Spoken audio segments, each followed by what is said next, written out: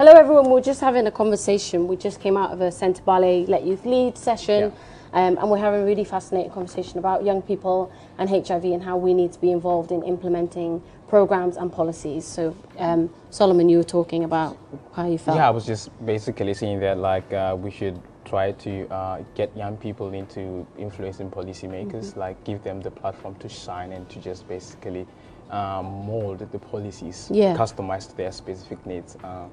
It will also help with such organizations like Sentebale, because it will sort of like create a clearer path for them. Yeah, they will make more work on the ground because they'll know that, okay, we have like policies that actually facilitate for this kind of work. Yeah. I guess, what does it look like to you in terms of the top? Does it look like UNAIDS maybe having like a youth board and, you know, they represent different regions and that way we can feed back things, or do you think it should be more on a local level? Like, what do you think? I personally think that we should start on a local level, and then we start there on the ground, local level, and then that's when we can actually export everything else out to the world. So for example, I'll give you an example, like back home, there is lack of specialized mental services. So if you could maybe channel more our energy into hiring or training more specialized staff, this will also help make the job a bit quicker on the ground. I agree with you there. What was one thing from the session that you feel surprised you, if anything? Yes, I have. Yeah. You were saying? Like, did anything from the session surprise you, or anyone else? Was there anything said? I wasn't surprised. Someone raised up an issue of young people not knowing much about HIV in the UK. And I wanted to comment on that one, but then I didn't get much time to talk about my experience when I went to the UK on HIV and AIDS issues. And also, I think if we could include HIV issues in the school curriculum in the UK, so that all young people in the world can be able to understand more on HIV and HIV AIDS related issues, other than having people know about HIV just in Africa and not in other continents. Yeah, Europe is actually one of the regions where HIV is, you know, on the rise. HIV infections on the rise, and I think the UK government, in some senses, have taken their eye off the ball. We have a strategy that expired in 2010. We've not had a strategy renewed since 2001. We really need to talk about what are we doing about HIV in the UK. Which I think is really important. But yeah, I totally agree in terms of education and how people feel. And obviously I live in the UK and I live openly with HIV in the UK, but that isn't the situation for a lot of young people in the UK. And I sometimes find it hard, and I feel a bit under pressure to think about how can I equip more of my peers to maybe feel that they can actually talk openly about it. And it's not for everybody, but how do we create an environment in which you can talk about HIV openly in the UK? I guess it's about normalizing it, right? It's about just as much as it is with mental health as well, being able to normalize the conversation around HIV, because it is a virus, and it is a virus that you can live with now, which was very, very different, you know, many years ago. And again, for the younger generation, of which the majority of the world is made up of people under the age of 30, then we have to put the power into the hands of the younger generation, because that's where the solutions are going to come from. That's where the passion and engagement is coming from as well. And you've got people, there is a generational gap. There's a generational gap in pretty much every problem that we have at the moment. But the younger generation not only have the solutions, but have the capability to be able to solve these problems in a much shorter period. So therefore, I think, you know, getting back to your first point, I think it can't just be young people's advice or having a couple of people on the side of a platform. It has to be a part of policy change. And for the sake of those people that are making those decisions, why wouldn't you want people like this on your side, feeding you the right information so that you can get something first at the right time, rather than years down the line, you know, trial by error.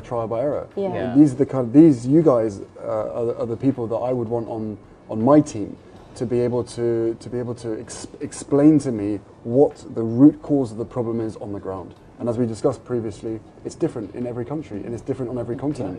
But in order to normalise it, those communities that have never had an HIV problem have to start talking about it. Yeah. It can't just be, oh, that's their problem, we don't have that problem. There's over 110,000 people within the UK that are HIV positive. Yeah. It's something which most people don't know.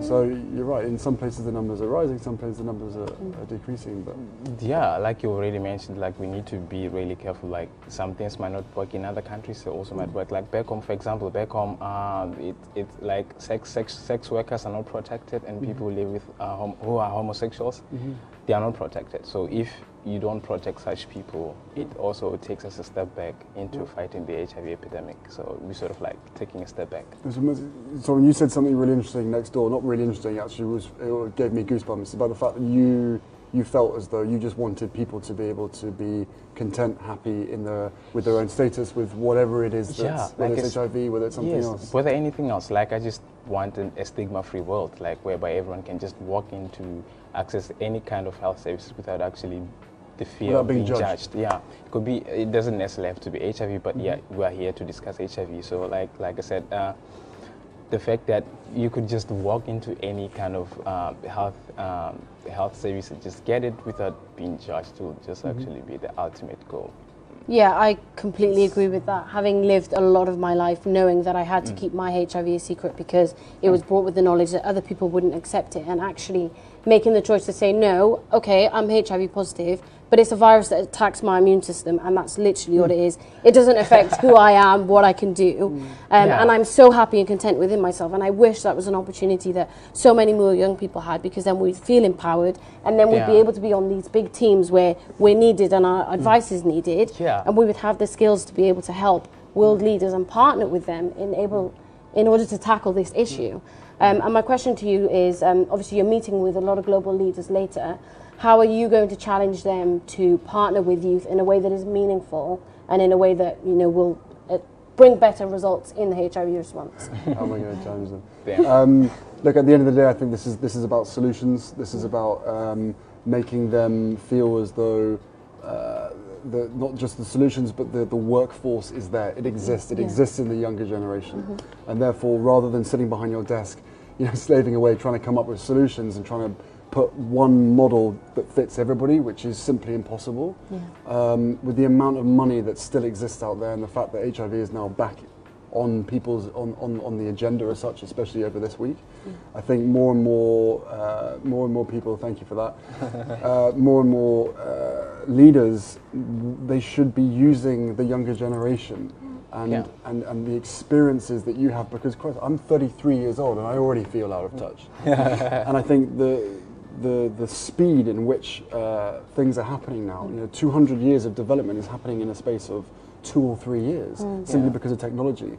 And in certain parts of the world, the younger generation far outnumbers the older generation. So in answer to your question, Mercy, my plan has always been the same. I will always use my position to try and give a platform to people like you guys, because I don't necessarily have the solutions. And I think together, you guys, to be able to empower you to know that not only do you have the solutions, but you're actually being listened to. And what I think was frustrated me in times gone by and years gone by is now there's a trend, there's a theme happening where young people are being listened to, but it's still very much a box ticking exercise.